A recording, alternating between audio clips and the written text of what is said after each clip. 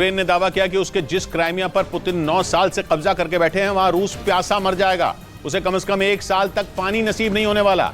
ऐसा इसलिए क्योंकि क्राइमिया को यूक्रेन के खैरसोन में मौजूद नोवा कखोव्का बांध से पानी सप्लाई होता था और वो विशाल बांध पिछले हफ्ते ही तबाह हो चुका है, जिसकी वजह से यूक्रेन तो भुगत ही रहा है। नोवा कखोव्का बांध को ऑपरेट करने वाली यूक्रेन की सरकारी कंपनी ने दावा किया कि अब पुतिन भी खून के आंसू रोएंगे, क्योंकि दक्षिणी यूक्रेन के खैरसोन के नोवा कखोव्का बांध से क्राइमिया को भी पानी सप्लाई होता है, लेकिन बांध टूटने की वजह से उससे पानी बहता ही जा रहा है। और यूक्रेन की कंपनी ने दावा किया कि अब बांध के जलाशय से इतना पानी निकल चुका है कि उससे क्राइमिया को अगले 1 साल तक तो पानी नहीं मिलने वाला।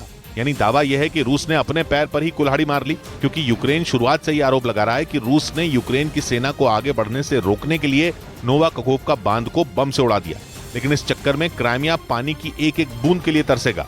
इस बीच रूस के मीडिया ने दावा किया कि उसके देश की खुफिया एजेंसी एफएसबी ने यूक्रेन के जासूसों के बड़े रैकेट का पर्दाफाश किया।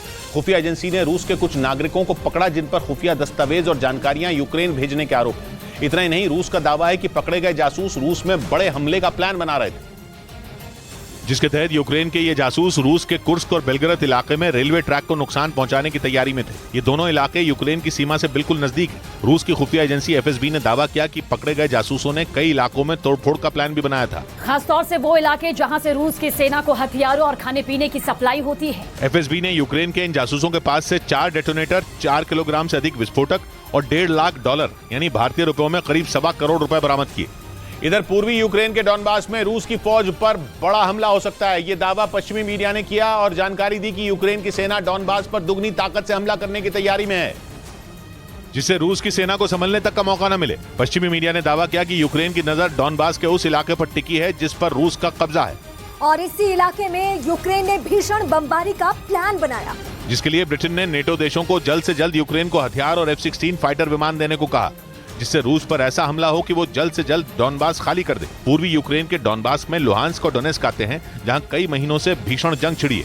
उधर यूक्रेन ने जर्मनी से जल्द लेपर्ड टैंक देने की मांग कर डाली। एक दिन पहले ही रूसी सेना ने यूक्रेन के कई लेपर्ड टैंकों को बर्बाद करने का दावा किया था, लेकिन अब यूक्रेन ने फिर जर्मनी से टैंकों की मांग कर डाली।